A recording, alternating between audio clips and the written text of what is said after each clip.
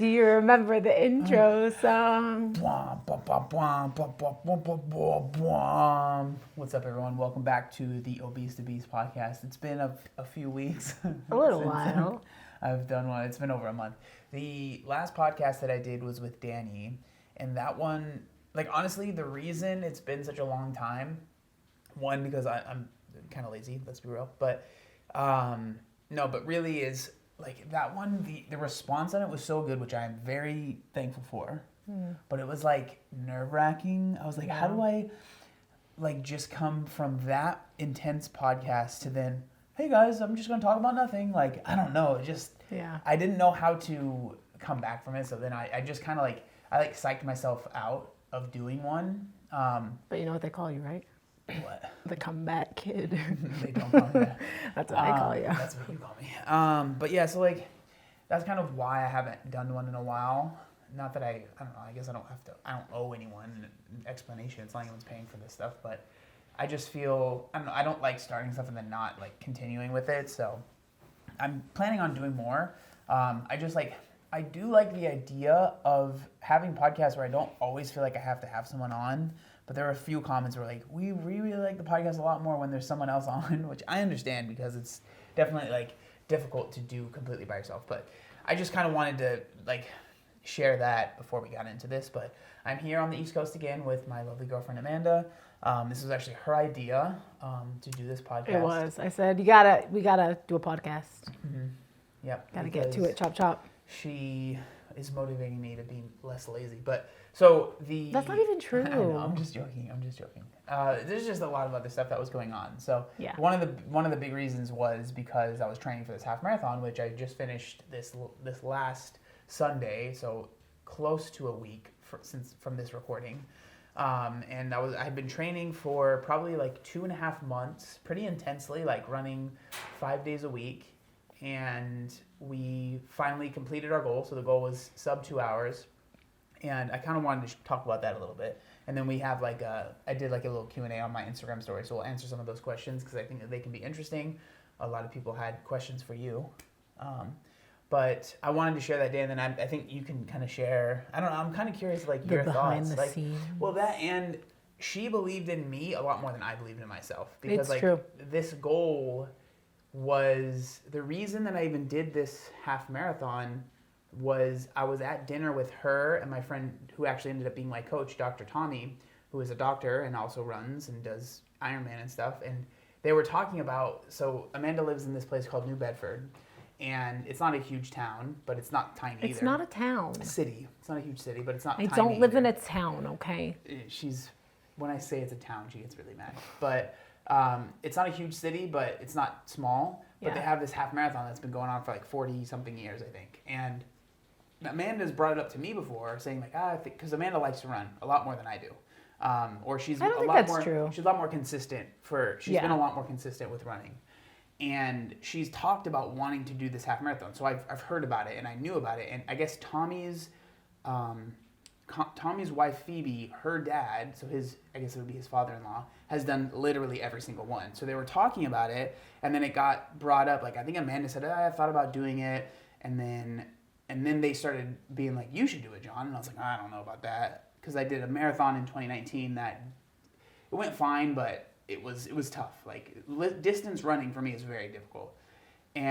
This is not the whole story. Well, okay? You tell me your version. No, on New Year's Eve, after the ball dropped, and we did a little smoochy, I asked you what your goals were for the coming year, and you were like, I don't know. And I was like, well, think about some goals. And you were like, okay, well, I want to do this, and I want to do that, and I want to run a half marathon. Did I say that? Yes. And then, was that after, though, our conversation with them? No. Okay. And then... Are you sure? Yes. And then I was like, you can't just have the goal of running a half marathon because you can run a half marathon tomorrow. Yeah. So you need to put a time limit on it. And you were like, well, I don't know. And I was like, 2 hours. You can do it in 2 hours. And you were like, I don't know if I can do that. And I was like, you definitely can do that. The reason that, because then she told me that, and I was like, okay, I mean, I don't know. But then I think we broke down the numbers. and we realized that it was like around a 9-minute mile. I think to be just at 2 hours, it's like 9:07 or 9:08 or something like that. So then when we went out to dinner with Tommy and we were talking about it. 13.1 miles is a half marathon. Yeah. So that's 9-minute miles for 13.1 miles. Yeah. So we were at dinner talking about it, and I was like, John and I were just talking, and one of his goals for this year is to complete a half marathon. And I was like, I think he can do it in less than 2 hours. And Tommy was like, he definitely can do it in less than 2 hours. And Tommy, he has coached people many, many times in half marathons, Ironmans, full marathons. Like, he does endurance coaching, right? And so I think like even then, like even hearing them, it just still, I wasn't fully like, oh, I definitely can do this. But I think that's part of the reason why I like wanted to actually make that the goal, because it was like something that would be difficult, right? And like we had talked about it, and Amanda even said like, you know, say you do the New Bedford half marathon and you end up not getting in under 2 hours. It's not like you can still do another half marathon that year and try and get under 2 hours. And so like it was really close. So that's kind of how that came about. That was the lore. Like, the lore of the half marathon. But so obviously I live in San Diego, so I've been training over there for like 2.5 months, running 5 times a week. The way that the runs were kind of structured was I had 2 basically recovery runs, so that would be anywhere from like 3 to 5 miles, very easy.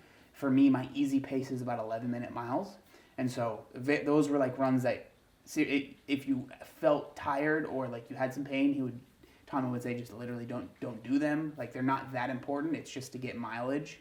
And then I would have 1 tempo run, which would be like run 3 miles at an 8:30 pace or something like that, basically to try and get more and more miles at that pace that you would hopefully be running in the half marathon, maybe a little bit faster. And then we had a track day, which I always did on the treadmill because I don't really have a track next to me, and I just didn't want to deal with the logistics of that. So you do like, 800 meters at this amount of time, whatever. And then the last one would be the long run, which was on the weekends. And that's kind of what I had been doing for the past 2.5 months. So, and it's taken a lot of just energy. I don't know what it is about like distance running, but that stuff, like, I think it's like obviously, but it's like, it really takes a lot out of me. Like it just makes me really tired. And like, after I'm done with the runs, like it just takes a lot out of me because, I still weighed, 215 pounds. It's not like I really lost any weight doing this. I'm a big guy, right? And so that's what I've been doing. But we got here. It was actually a fun flight because my dad actually came with me because he... Shout out to Ken. Yeah, shout out to my dad. He texted me like not long before the flights and asked me if I could get him a ticket. So we actually ended up sitting next to each other, and there was a seat in between us, an empty seat, which was really nice. But he came with us, so I helped him book his tickets and stuff, and we flew here together. And then he went up to Connecticut, which is where my family is from, where he was born and raised. Well, actually, he was born and raised in Pennsylvania, I think, but Connecticut is where his mom lives. My grandma, she's still alive, almost 90 years old. And so he was visiting them and family, right? And so, whatever. Then I came here, and I did a couple runs here, but then the half marathon happened. And if you watched the video that was on the channel, you kind of know what happened. But I was able to do it in under 2 hours, just under. Like I had less than a minute, and the official time less than a minute. So it was like 1:59 and 4 seconds or something like that. But we did the goal, so we did what we planned to do, and so that was really nice. It was a very short-lived victory though, because I came back here and I was sick for the rest of the day. Not really sick, but it felt like I was sick. So, I can confirm. Yeah, it was unwell. I ended up getting really dehydrated, I guess. During the race, I was pretty good with like intaking gels and as much water as I could. But it was just after, I think during I could have drank more water, 100%. But it wasn't detrimental to the run, but it was afterwards, which I've learned my lesson, that I ended up like, because you sweat so much when you're running that distance, and it takes a lot out of you, and like you've explained it, like basically your body, it stops, you explain it. No, your blood, so most of your blood is water. Shout out to water. Yeah, shout out to water. And when you run and you're losing water, your blood actually just becomes more viscous. Like thicker. It becomes more thick. And so your heart has to work harder, has to push harder to push your veins, push your blood through your circulatory system. So. And then, explain why was I sick to my stomach though?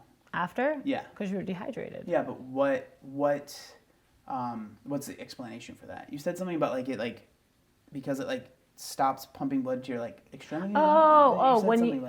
When you're running for long distances, your body is pretty smart, and so it'll prioritize the muscles that are most active. So if you're using your legs for 2 hours, pushing really hard, your blood is going to concentrate in your legs, and it's going to shunt away from your digestive system. Which is why it's really hard to eat. Does that explain why when you hike for a really long time, sometimes your arms feel like lead? No, that's just a circulation thing. Your blood is pooling. Have you ever had that happen? Yeah. I remember the first time it happened to me, I was so freaked out. I thought there was something wrong with me because I could not lift my arms above my head. He is so dramatic when it comes to little aches and pains. He'll get a little pain in his ankle and be like, I think I sprained my ankle. Yeah, I think call it off. Call it all off. Call it all off. Call 911. I need to elevate my ankle and be in bed all day. Call 911. But yeah, so he was super, super dehydrated. Yeah, so I was really, really dehydrated, and then so probably about probably about an hour after was when we actually got back, and I at that point I wasn't feeling terrible. I took a shower and stuff, but then I just started to kind of feel sick to my stomach, and this has happened before, when I would do long runs for the marathon training. This had happened a little bit, but it was never as prolonged. This was really prolonged. It was 6 hours of just, and I was trying, I wasn't doing the best job, but I was really trying to drink water and stuff, but it was the last thing I wanted to do with how my stomach felt was eat or drink anything. Yeah, so when I picked him up, before we left the house, I took Gatorades out of my fridge and put them in the back seat. And he was like, why are you bringing those? And I was like, they're for you after the race. And he was like, I don't think I'll need them. And I was like, okay, whatever. Pop off, queen. And pride before the fall. Yeah. And then we got home and I'm like, do you want something to eat? And he's like, no. And I'm like, well, can you have a bagel? And he's like, no. And I'm like, how about a piece of toast? He's like, no. I'm like, no, you have to eat something.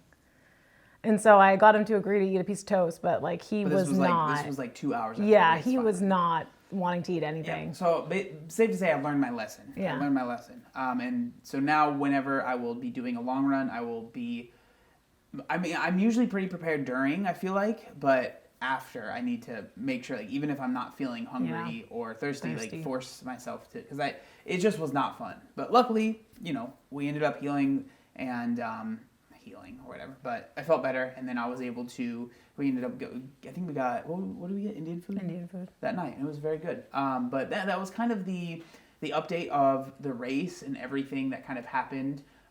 It went really well. There was all the plans that I had in my head, and me and Tommy, my coach, talked about, because he's done this race a bunch of times too, so he kind of knows, okay, there's elevation here, blah blah blah, right? So he was kind of saying basically the goals were, when it's flat, which is, there's a little bit of flat, try and get as close to 9-minute miles, a little bit under, so a little bit faster, 8:50. The cove is flat. Yeah, minute miles. And then whenever you're running uphill, because there's a good amount of uphill, he said basically try not to go any slower than 9:30, which is what I tried to stick to.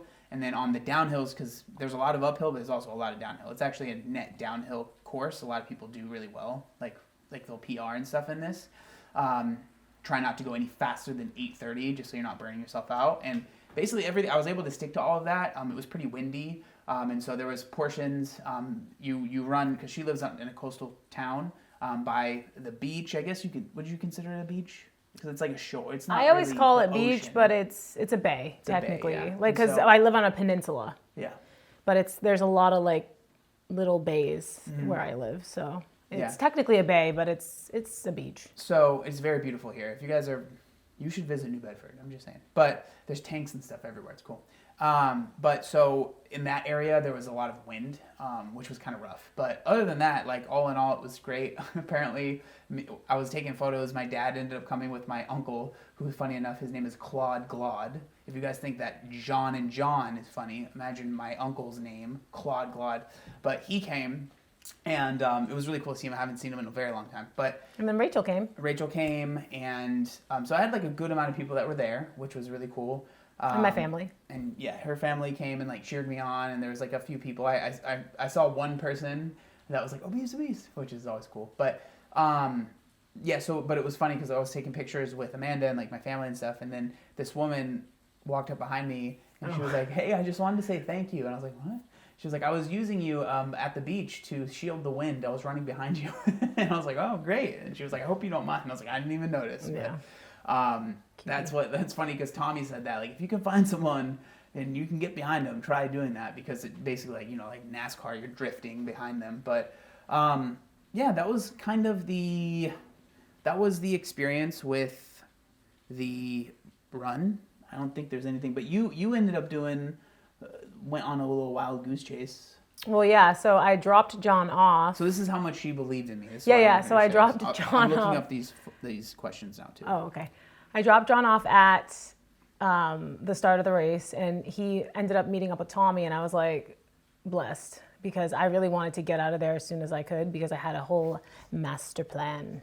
And so I dropped him off, and then there was about an hour until I knew that I had to meet you at the first place that I was cheering you on, which was about a mile into the race. It was like a mile and a half. A mile and a half into the race. And so I left you there, and then I went to the grocery store.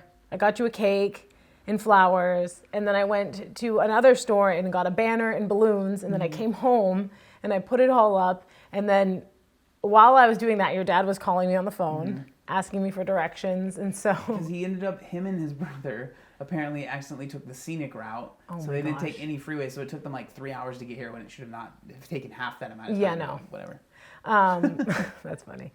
So, I raced over to you at that verse, was like, woo, woo, woo, with my family, and then I raced over to another location. Yeah, which I didn't even see her at. And you didn't even see me. So, because she had texted me that she was going to be there, but I didn't see that part. But she had told me the day earlier that a friend of hers from work, which is very funny because I've never met her, but she said that she was going to be at this park, which I knew the park. So I was looking for her. And her friend from work, she was like, oh, she like crochets and does knitting. She actually knitted her a whole sweater. But she was like, she's going to have one of those hats on. So I was like looking for that person while I was running through this park. And so I ended up seeing her. And if you watched the video, you see me kind of wave at someone at the very start of that clip. That's me waving at this person. So Amanda must have been right next to her and just didn't see her. I didn't notice. Yeah, so I didn't see her at that was like mile 5. So yeah, I saw him, but he didn't see me. And then that was the only running clip we actually got. Yeah, and then I headed over to the finish line, and it took me forever because I was gonna meet you. I was gonna like walk up and see you through, like in the downtown area, like probably mile 12 or something. But I actually didn't end up getting down there until much later because I could not find a way to get up the street because they had like every street blocked off. I'm like, oh my God, I'm just trying to get downtown so that I can park my car. Like I'm not trying to use the street. So eventually I did end up getting there, and then I waited at the finish line for 20 minutes or something. And then I made it, and my family was a little worried because, so the way that it works at like marathons and half marathons, there's this thing called the gun time. So when a marathon starts, like the half marathon started at 11, which is very strange, 11 a.m., which was very nice. I really liked that, but that's very abnormal. Usually marathons will start like 6 a.m. So you have to get there. It wasn't like a marathon though. Yeah, I know. It's not like a lot of half marathons are marathon, half marathon included. Yeah, I know. But I asked Tommy, and he said even that is like, even if it's just a half marathon, they usually start earlier. At the same time? That's what he said. No, they just usually start earlier. Like 11's a pretty late start. That's what he said, at least. I didn't mind. I liked that because I usually run at home at my house at like 8 or 9, and 8 a.m. back where I'm from is 11 a.m. here. So it was very like a normal time for me to run.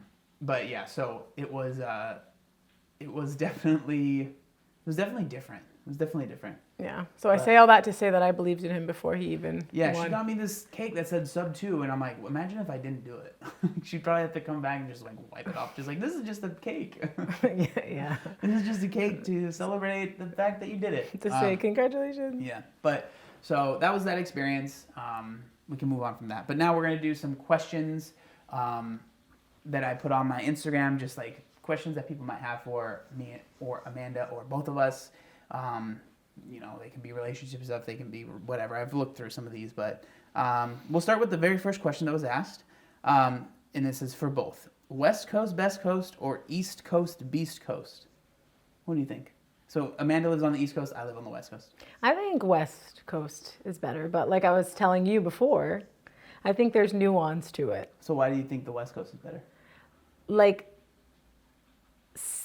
weather-wise, it's better. Like where you live, to not have to constantly deal with there being no sun for long stretches of time is so nice. And like having the beach and the mountains and stuff is really nice. But people from Southern California are fake as fuck. Yeah, that's true. They're fake as fuck and very chatty. So I just feel like I like says that because like whenever you go to the store, a lot of times they're like, "Oh, how's your day going?" And she's always just like, "What? Why do you like care? you don't care. I know Yeah. you don't care. Stop asking me. I know you don't care." Here, people don't do that. Yeah. Like people are nice, but like they're not. What's the saying? Say the thing. What are they? I don't know. So I don't know exactly what it is. On the West Coast, people are nice, but they're not kind, and on the East Coast, people are kind, but they're not nice. Yeah. So like there's like something like if you're broke down on the side of the road on the East Coast, people might be like, "You idiot, what's wrong with you?" But they'll still pull over and help you with your car. There are a lot of people that on the West Coast, they'll be like, "Oh my God, I'm so sorry. Hopefully someone helps you," but no one stops. No one's gonna stop like, to help you. People will be nice. They won't honk at you and call you an idiot. But like on the East Coast, they might do that, but they'll also pull their car in front of you and be like, "All right, what you idiot? What happened? Did you run out of gas? Okay, let me get you some gas or something like that, right?" I think that there's definitely nuance. Like obviously, I like I'm born and raised in San Diego, right? So that's all I've ever known, and I think San Diego is the best place in the world, like personally. I think the weather is fantastic. You don't have to deal with the traffic of LA. I hate LA. Dude, LA gives me the worst vibes. Yeah, the first time we went there, I was like, I don't like it here. Feels dangerous. We went for a neck deep show, which was good. And but I've been to New York many times, and New York does not feel even slightly as sketchy as LA does. LA feels like I definitely wouldn't be surprised if I got like slipped drugs in LA. Yeah, I just don't. I mean, for me, mainly it's just the traffic is unbearable, and I cannot stand traffic. Maybe it's part of my ADD or whatever, but like it just affects me so much. So, that's a pretty common thing though. People that are born and raised in San Diego don't like LA. It's like a common trope. I'm sure there's nothing special with me for feeling that way, but. And you're so far from the beach. To when you're in LA, you're not actually near the beach. Yeah. Well, especially with traffic too. Yeah. Like it's gnarly. So, but with the East Coast, I really do I like the history, which I know is like such an old person thing to say, but like I really like that there's like history. You know what I mean? Like I was talking about this. There's just random tanks that were in World War I and II, just scattered around here. You know, and like. The architecture. It's like really cool. Like I really think that that's very cool. And again, the people are like we were saying, like they might not be nice, but they're kind. Like I've had genuine conversations with people here that wouldn't happen on the where I live, I think. And so, but it's just there's just differences. Yeah. But I also think people here, diversity is more like. Not that it's more diverse, because obviously California is huge and diverse too, but like specifically where I live, the diversity, everyone's very like integrated. Yeah. Like the groups of individuals hanging out are more mixed. Yeah. Because like there can be areas that are like very diverse, but like everyone's pretty culturally separated still. So like there might be a large Latino population, but like for the most part, Latino people all hang out together. Do you know what I mean? Yeah. Here, it's not really like that. Yeah. It's much more integrated. Yeah, I agree with that. I think there's definitely a lot more separation. There's still like, in San Diego, there's a lot of groups of people, but it seems like they kind of self-segregate. That's what You know, which again is just different. Yeah. It's just different. Okay, let's move on because we're gonna be here forever. Okay, ever wanted to visit Scotland? I just wanted to ask this one because it was funny. Because last night we were watching this show on Netflix called Somebody Feed Phil, which I recommend. You should watch it. But he was in Scotland, and it looks beautiful. So I've never been, but I would love to go. What about you? We're channeling the weather here. Yeah, it's very like Scotland, rainy and gray. Yeah. All right, this is a good question. Amanda, what do you like about John? And then John, what do you like about Amanda? So you go first. What do I like about John? There's many things that I like about John. But one of the things that I always tell him that I like about him is that he's very like open to new things, because it's something Sometimes. that, no, you are. Sometimes. You are. And I am very much so not like that. So like, I like the things I like. I get into my little habits and routines, and I really don't like to venture out of those things. And he is the complete opposite. He'll like do 2 seconds of internet research on something and decide that he wants to become a professional at that thing. And I love it because he like dedicates his whole being to that pursuit for a short period of time and gives it his best go. It's called and hyperfixation. No, and I love that about you. And you're very passionate. Yeah. And I love that because I'm very much like, I don't like getting my hopes up or. I don't, that's the thing is I don't like it either, but I cannot help it. Yeah. No, but I like that about you. You're so like hopeful. Yeah. You're hopeful. She calls me a golden retriever all the time. He is. He's like a little golden retriever. But you're very hopeful about that things will like work out in your favor. Or you'll be able to do it. Sometimes. Yeah. Sometimes. I think my favorite thing about Amanda, we've talked about this before, is daddy. That's the truth. I think my favorite thing is she's very understanding, and that's helped me be more understanding. I think it's like, you can actually see it in my content, which is such a YouTuber thing to say. God, I'm such a freaking loser. But I feel like that's the easiest way to convey it to people, right?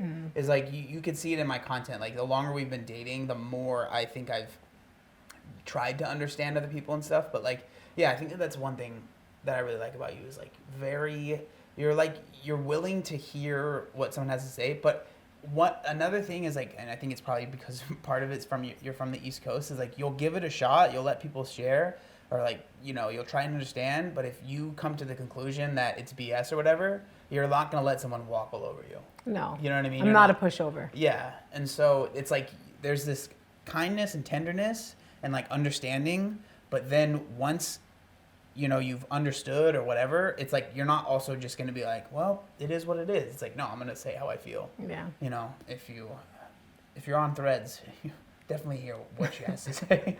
No.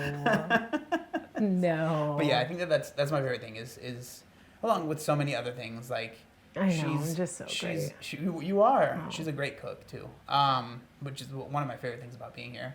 And like she actually enjoys cooking, and so it's nice. Like, because you guys know me, I'll eat the same thing every day, which I don't mind doing.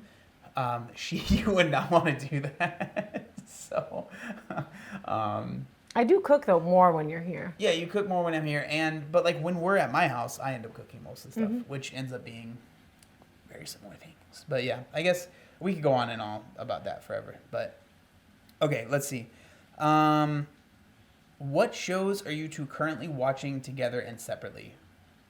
Somebody feed Phil. Yeah. We're watching true. Somebody Feed Phil. Mm-hmm. Well, that's all done now. We finished that. Did we finish last? Yep. That was last episode. Yep. And then, what was the name of the other one? We've been watching an anime called Solo Leveling, which is currently like coming out. I really like it. She likes it a good amount, but it's pretty like it's too violent. It's pretty violent, and so if you don't like that stuff, you probably don't like it. And to be fair, though, I am such a weenie she is. when it comes to violence. If there's any fighting, like, you know, UFC or anything, she cannot do it. No. And so, but we've been watching that, and like that's another thing that we have in common quite a bit. There's questions like anime, which is really nice. Like, she's actually more into it than I am. I don't know if that's true, but like you've been into it longer. Yes. Okay.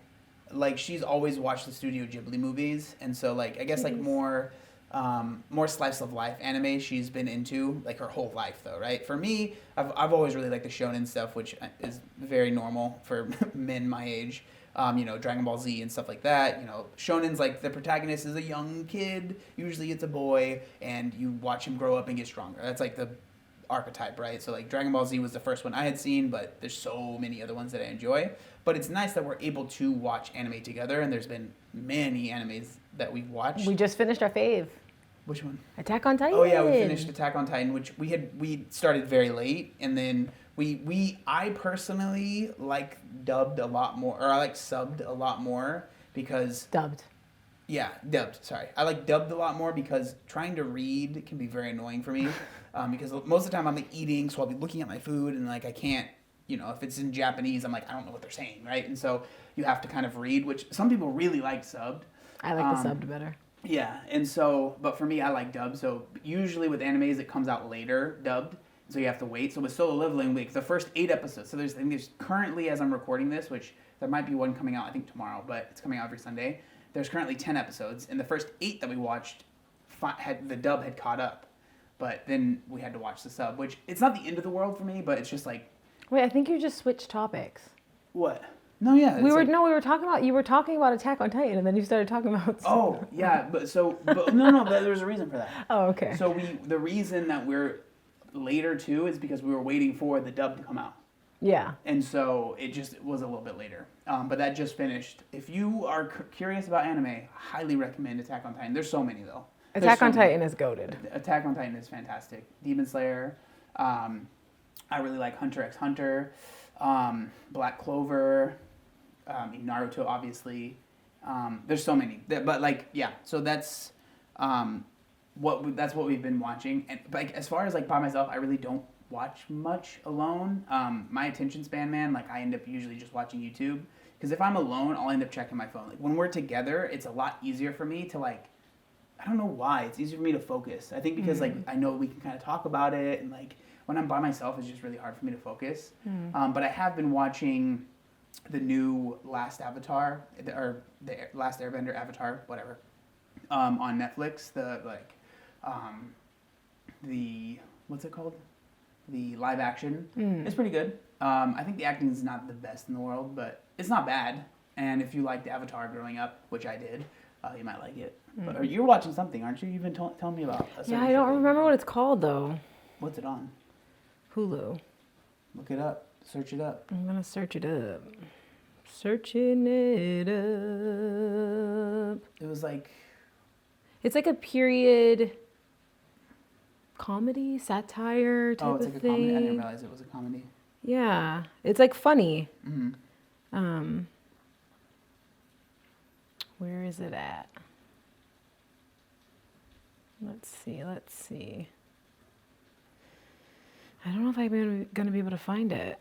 It's not coming up in my recently played. You have to find it. I can't find it. You can't bring it up and not find it. Oh. It's called The Great. The Great. Yeah, it's Is a Hulu. It about Alexander the Great? It's a Hulu original. Is it about Alexander the Great? I think so. That would make sense. No, actually, it's not. It's not. Oh. I'm lying to you. It's not. It's about the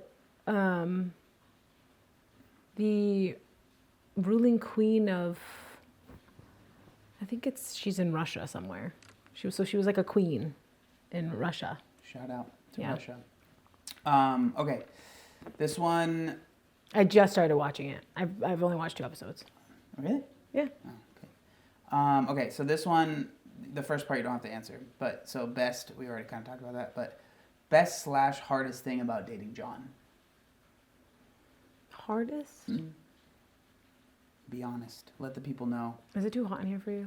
It's a little hot, but it's okay. I'll survive. Well, because the heat's on. Mm-hmm. I'll survive. It's good. I can see you glistening. I'm glistening. The hardest thing about dating you, I don't know. I don't really want to I don't want to put your shit on blast, honey. That's fine. Are you sure? I do it all the time. No. So I would say back in the early days of our relationship, John was not a great communicator. I'm a different person now, so I don't even know what you're talking about. It's hard to, but no, I really do agree with you. It's very difficult for me to imagine that version of you because you're very different now, but you were not a good communicator when we first started dating. And that's taken a lot of work and a lot of work on your part, but also a lot of understanding on my part. Yeah. And that's definitely the hardest thing. So that's why I say one of my favorite things is her patience and stuff, because there had to be a lot at the start. Yeah, because John's someone who really shuts down a lot when he's feeling any sort of negative emotion. Yeah, I'm not a yeller, right? And so people might be like, oh, that's good. It's sometimes I wish I was, because then I would at least share how I'm feeling. for a long time, and I still struggle with it. I'm not perfect, but like instead of like freaking out, I just shut down, and which is not helpful. But it's not only like with anger; it's with any negative emotion that you associate with being negative. Yeah. So it can be because he's overwhelmed. Mm-hmm. So now he's not talking to me for long periods of time, and by long periods of time, I mean like 3 days. So that would only happen one time, though. I think. No. Yeah, one time I didn't respond to her for a long time. That was not cool. Yeah. I also had COVID. Okay, why do you make me sound like I'm the worst person in the world? You're not. You're better now. Okay, now you guys know. Yeah. I'm not perfect, all right? What about for me? No, they didn't ask. So you have to. You have to. The hardest part about dating you is the times when you get hyperfixated on a negative emotion. Hyperfixate might not be the right word, but like when you overly fixate on like a negative emotion or like negative trait about yourself, and you let that, like, it just feels like nothing I say or do will help. It's because it doesn't. Yeah, so but then I get frustrated because I can't help. Yeah. And so, but it's because I have OCD. You were diagnosed with it, right? Mm-hmm. Yeah. Yeah. So like, there'll just be time. I don't even know how to explain it. It hasn't happened in a while actually, but like, where it'll just be like there'll be like a very specific thing that she is frustrated about, but then it'll be like, she'll keep bringing it up and keep bringing it up. It's because I'm like, it's an obsession and I can't stop thinking about it. And like, it'll be like, we just need to move on from this. I don't even know how to explain it really, but, and it'll be like that thing, and then she'll attribute that thing to why all of these other things are happening. And it's like, there's no connection. But it's because it's not logical. Yeah. It's mental illness. Okay. Let's see.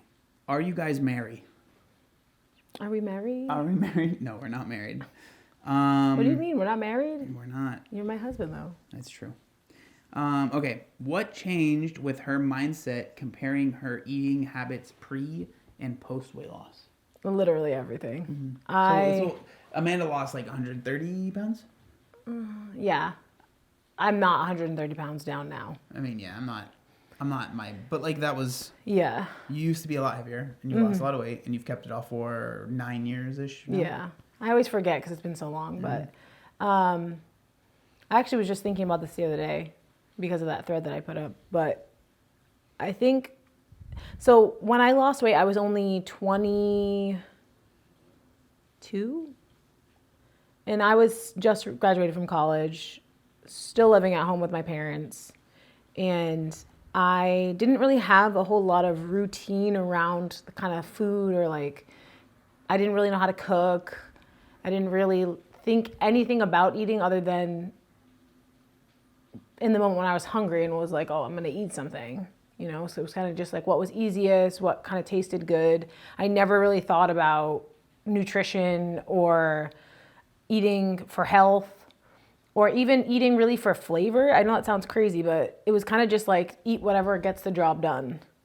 And now it is very intuitive for me to eat healthfully and with health in mind, because when I learned how to cook, it was, is your camera okay? Yeah, I think so. Okay.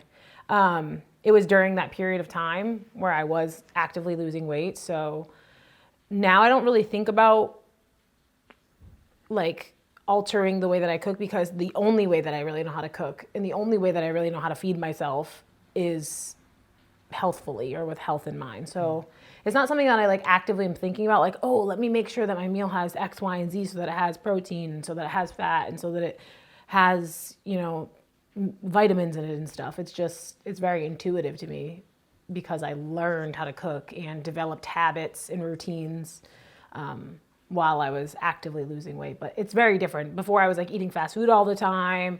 I was kind of like just eating whatever. And now I mostly cook at home. I hardly ever go out to eat. It's always really tough for me when people ask me for advice and they're like, but what do I do when I want to go out? I'm like, I don't know how to help you because I don't know, because I hardly ever eat out. Not that you can't eat out and be healthy, because you can, but it's just not something that I do because I would much rather eat at home for the most part. So yeah, dramatically different. I cook almost every meal that I eat. And I eat a lot of fruits and vegetables. And you eat a lot of fruits and vegetables. Because of her. I had to change the battery, but kind of going on that, yeah, like I think like for me this is like something that we talk about often is like people ask me these questions of like, oh, what's the best diet or whatever to lose weight, and I'll always give the answer of like the thing that you can stick to, and I feel like sometimes people get a little frustrated because it's not really, it's like almost feels like a non-answer. Yeah. But I like when I'm thinking long term, like for these things that I've been doing for a long time, it really is like that really is the answer. Is like it is, yeah. Find something that you can stick to, and that's going to look different for everyone. Like me and Amanda eat very differently, right? Like she would not want to, like we were talking about earlier, she would not want to do the same foods over and over again, which again I understand, and I wouldn't expect her to because that would be very boring for her. But that's what works for me, and it's what causes the least amount of friction. Like I'm sure I could. It's not like if I ate the different foods than what I eat every day that I would like gain a ton of weight, and it would be like, you know, like there would be all these issues. No, but like it's just what works for me with the least amount of friction because I don't have to think about what I'm going to be cooking. I don't, you know, I can like keep it very, very simple. And so that's why I like whenever I talk about that stuff, I always say that like it really is the diet that you feel like you can stick to, not the diet that will get you to lose weight the fastest, because the diet that will get you to lose weight the fastest, majority of the time, is not going to be something that you can stick to long term. Absolutely not. And I think that's like a pitfall a lot of people fall into when they do a diet that does get them to lose weight really quick, is they always think that the diet, like they failed the diet, right? When in reality, the diet failed them. Like that was not something that they could stick to long term. Yeah. And so it is worth it to learn at least basics when it comes to cooking too. Mm-hmm. It's like being able to cook just broadens your horizons as far as what you can eat and healthfully or with health in mind. Yeah. Yeah. Okay, so here's one. This is like a few people asked about this, but how do you maintain your relationship and connection living so far from each other? So basically like long distance relationship tips or like, you know. We be chatting, dog. We've been together for 4 years. Yeah. And so obviously that's been long distance the majority of the time. Like there's been seasons where she visited me more. Right now I'm currently have been visiting her a lot more just because of work and stuff. It's just easier for me to do that. But yeah, like what would you... I mean, I will say generally, I think it is a little easier for us because, so like my job, I only work per diem, which means that I get to choose my hours. So I can take long periods of time off of work to travel, like regularly. And then John obviously works from home. So the whole works from wherever. So the whole work thing is, sometimes it can be a little challenging for me because like I don't get paid when I don't work. So if I'm not working, I'm not getting paid. But generally we both can like take time off to see each other. So that makes it a lot easier. But then the other thing I think is we prioritize communicating frequently. So there's never a day that we go like the whole day without talking. Yeah. Yeah, that'd be weird. Weird, yeah. It would be like something's going on. Yeah. And I mean like talking on the phone. Yeah, that's our preference. Yeah, I don't really like to FaceTime. Neither does she, so it works out perfectly. Because it's like annoying holding your phone up and like and the majority of the time when I'm talking on the phone with her, I'm doing something else. And so, same like, with me. I'll usually be driving, or most of the time I'm walking. Those are like the two times, because again, it's like if I try to just like lay on my bed and talk to her, I'll end up being on my phone, not paying attention, and she'll I can tell. Yeah, because I'll just be like, yeah. And then I'll start asking him absurd questions, and he'll go, and I'll say, "What are you doing?" And then I feel bad because I know that's not the nicest thing to do. And so I've just learned that like if I'm going to talk to Amanda, I need to be doing something else because that doesn't work. But I think, and then the other thing is obviously you have to have a level of trust. Oh yeah. I think if you were someone that was really not trusting in your partner, I mean, one, that's a red flag, obviously, but still happens. Some people are like that. Yeah, but like I mean, like, if you're not trusting them because of something they did, right? Oh, Like, if you had a bad experience in the past, that's not your fault, right? But, like, if there's no way you can trust someone, no matter how much they've shown that there's no reason not to trust them, I just don't see long distance working, like, because you're just constantly gonna, like, what about work? What about the gym? What about this? You know? And so, like, for the most part, that's just not something that we really struggle with. I think we've just both been like, oh, we're just gonna trust. And well, and I think part of the other thing is, like, if you're in a long distance relationship, fill up your time. Yeah. Because there are going to be times, like, on the weekends where you see other people going out and, like, spending time with their significant other, and you're going to feel kind of down. But, like, if generally you have other hobbies, other friends, that's something you talk a lot about. Yeah, then it feels a lot. Your life is not empty without your partner. Mm-hmm. If your life has this huge gaping hole and your partner's not around, you're gonna have a lot harder, more of a difficult time. I was gonna say harder, more difficult time with the long distance. But I feel like because we both have, like, hobbies we enjoy, and, like, I spend a lot of time with my family, and you spend time with friends and, like, your family and whatever. It's a lot easier. Yeah, playing Helldivers. Or just, like, whatever little hobbies you have, you know. But I feel like that makes it a lot easier for us because people always ask. They're like, what do you do? And I'm like, I don't know, lots of different things. Yeah. I don't even, I don't know. It's become so normal to me that, like, when we're together, it's nice. But, like, when we're apart, I don't know. It doesn't, she struggles with it a lot more than I do, I think.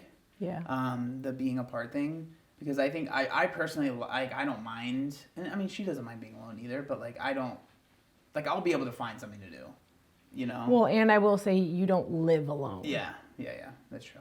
And that's definitely a huge part. Because I live with currently I live with my brother, sister-in-law, niece, and nephew, right? So there's always people at the house, and then there'll be, like, my sister-in-law's mom or whatever. So, like, there's almost always people around, so I'm never super lonely. It's definitely more difficult for her. So this kind of goes into the next question that got asked a lot, is, like, when are you going to live together? Or, like, who's going to move where? So the goal is to have Amanda move to San Diego. It's just currently that is a lot easier said than done because, as I just said, I live with all those people, and so I would have to move out, which would make them pay a lot more per month for where we live, which obviously I don't want to just, like, spring on them, so that would be something we have to talk about.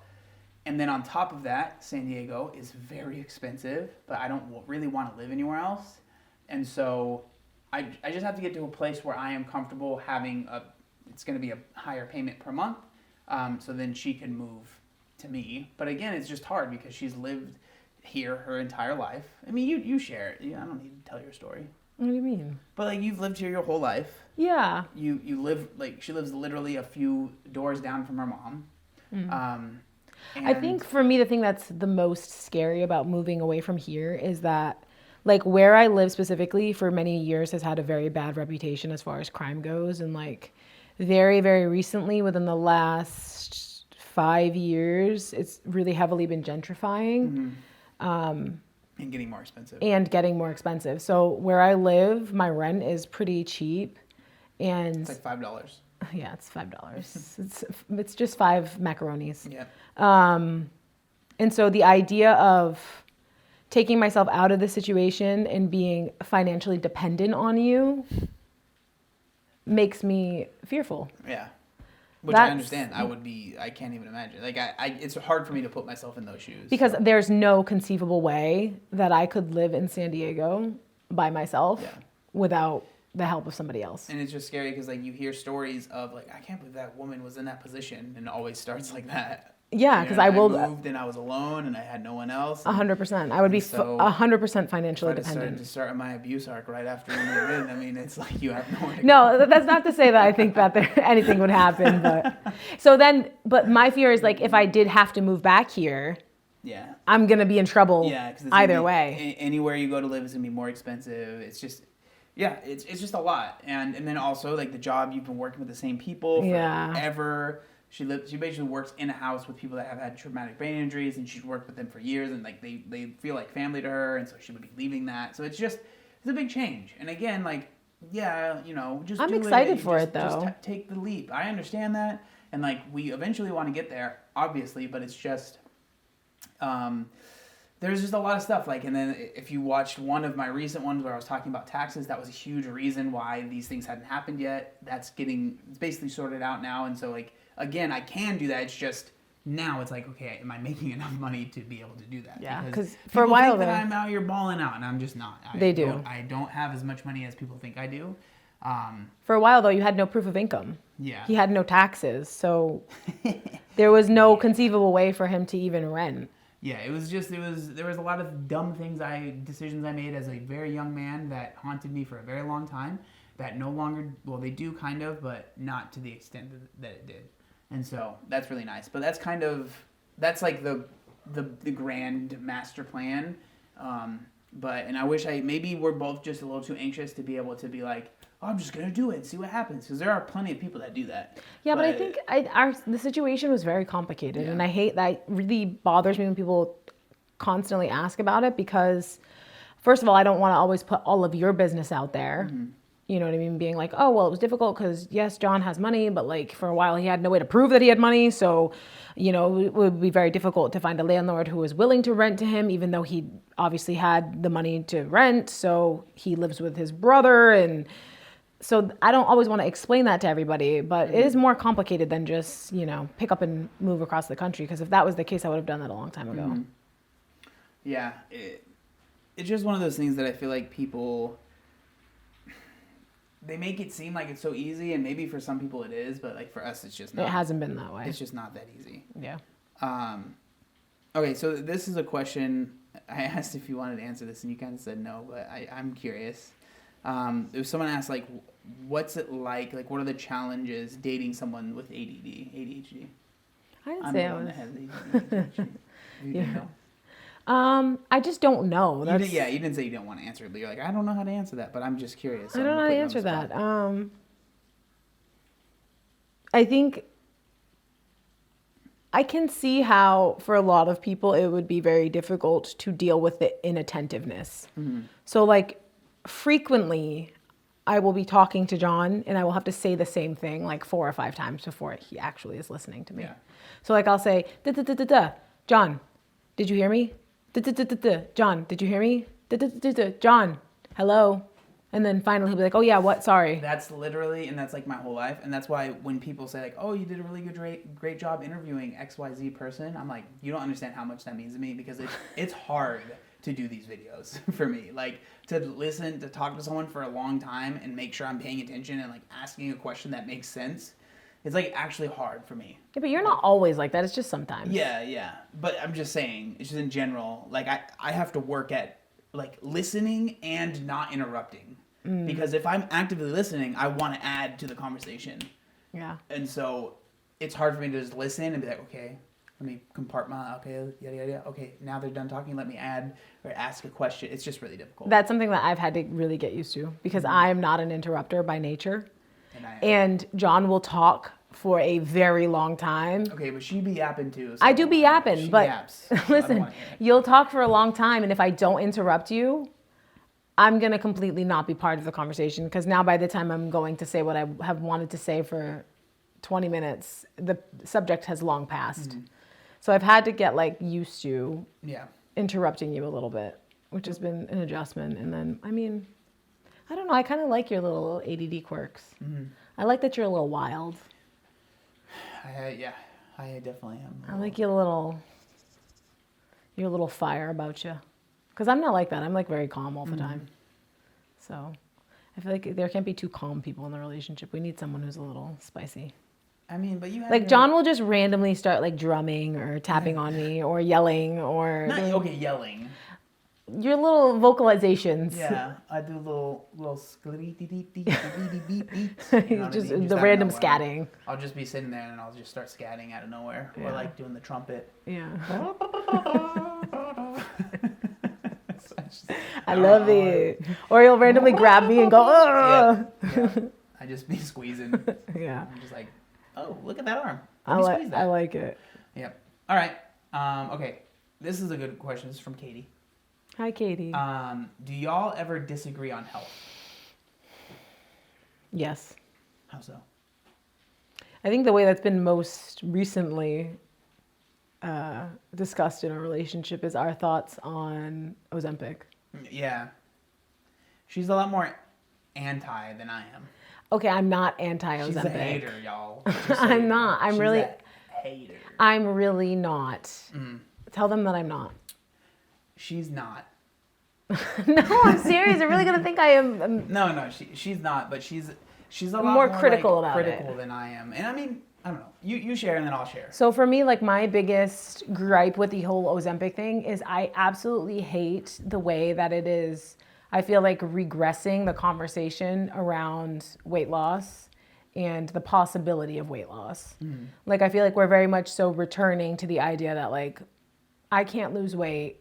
It's impossible. There's no way to lose weight. So now we have the people on the body positivity spectrum using that. Nobody can lose weight. It's impossible to lose weight. And we have the only reason these people are losing weight is because they're on Ozempic, which by the way has all of these negative, you know what I mean? And then we have people on the other side of the spectrum who are, champions of weight loss being like, you can lose weight. Obesity is a disease, and the way to lose weight is through Ozempic. And it leaves very little conversation in the middle of those things for being like, well, it still is possible. The reason why you can lose weight on Ozempic is because you're eating less food and it is restricting calories, which is something you also can do without the assistance of drugs, which is why I think obviously what you do is so important. You're spreading that message to people that it is possible to lose weight without medication.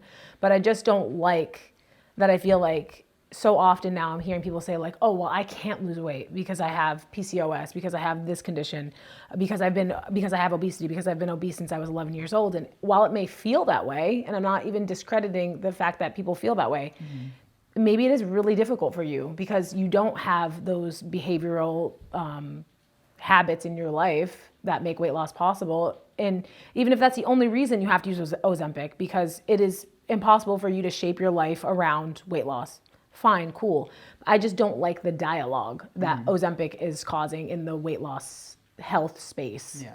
And it's fueling a lot of the other conversations that are happening, like about women's health and PCOS and cycle syncing and hormones balancing diets and all of that other shit. And that's kind of where I'm at with that whole thing. But yeah. And I mean, I don't even disagree with really anything that she said. I think that, and honestly, it's like the further down the rabbit hole I feel like we go, the more I am starting to agree with what she's saying. Because it does, like, with Ozempic, like, I'm not against it. If it's something that you need to do, that's fine. But it's, like, it's gotten to be such a big part of, like, the zeitgeist in our culture now, where it's, like, it's just, like, you need to lose 15 pounds? Why don't you just take Ozempic, And, like, that, I think, is really dangerous. Yeah. And, like, it's a really complicated kind of situation. Obviously, I am not against people doing what they need to do to lose weight, especially if their weight is significantly impacting their lives and significantly impacting, even if it's just like the enjoyment they can get out of life, right? 100%, yeah. But usually those things aren't happening in a vacuum. And like there is, like it just seems like people are going to Ozempic before they're really trying to figure out other things. And that's where I think it's dangerous. There are plenty of people that I'm sure are watching this video, that watch my main channel videos, that are taking Ozempic. And again, I always try and stress that like I'm not trying to shame anyone for doing what they feel like they have to do. But I just do think that as a society, and myself as being an influencer or whatever, I want to do my best to not promote something that I don't fully understand and that can have these negative side effects. I think it's like we should make sure the people that are using it feel like it's like they actually absolutely need it, and it's not just being used as like it's kind of too hard, so I'm just going to take this. And then like everything that she said about like it does feel like people that have lost weight, quote unquote, naturally, or whatever term you want to use, without the aid of weight loss drugs or surgeries or anything like that, it seems like it's almost like people like that are being pushed to the wayside of like, oh, it's impossible. And if you did it, it's like, I don't know, there's something weird about you. And it's just frustrating because I don't think there's anything special or weird about me. Same thing with you. I don't think there's anything special or weird. I mean, I think there's something special about you, but I don't think there's anything that like you have that is unattainable from other people. And it seems like that is becoming the narrative of like, well, it's impossible to lose weight without it, so might as well take Ozempic, you know? And that's, which is also like sketchy, like from a and I mean, from a lot an of the people that are objective- promoting it are making a lot of money on from an objective perspective, it's like use a little bit of critical thinking. I'm a huge believer in science. I'm a science supporter. I support science. I think if a drug is on the market, it's probably relatively safe. Mm-hmm. But also, like, these people are not doing this without the intention of making money. Yeah. And the fact that you can go into clinics that are not your physician. You can get Botox and Ozempic. You can get lip filler and Mounjaro. You know what I mean? Yeah. So when we say Ozempic too, we're just talking about GLP-1s, that class of drugs. The most popular one. Because Ozempic is not even for weight loss; it's for diabetes. But, I think there's something. Be critical. Use your brain a little bit. The thing is, like, we both have people that are very close to us that are taking these. My sister is on Wegovy. Yeah. And she needs it. Yeah. And she has diabetes. Yeah. She's overweight. She's lost a lot of weight too. She looks great. And she's lost a lot of weight, and that's been huge for her, you know. And so it's like, again, it's not like we're against it. It's just, I just think that, you know, with anything, it's like we need to be careful. Be cautious. Use critical thinking. Do your research. And I think maybe that's kind of where I get a little bit hung up, is that I feel like there's not enough information being spread about other alternatives to bariatric surgery and weight management injections. It's like there's other things you can do too. Yeah. And it just doesn't seem like many people talk about them anymore. And that makes me sad, because I think you should try the most minimally invasive thing first. Yeah. Yep. All right. Well, I think that's where we're going to end it. Is there anything else you want to say? You have nothing else to ask me? Nothing? Why are you so cute? Is that what you wanted me to ask? No. Do you like my curly hair? It looks nice. I wore it curly because of you. I like when her hair is curly. Yeah. She always straightens it. I do. It makes me very mad when I go like this. Why I oughta. But thank you guys so much for joining us in this podcast. Thanks for all the questions. I will try and do another one sooner rather than later.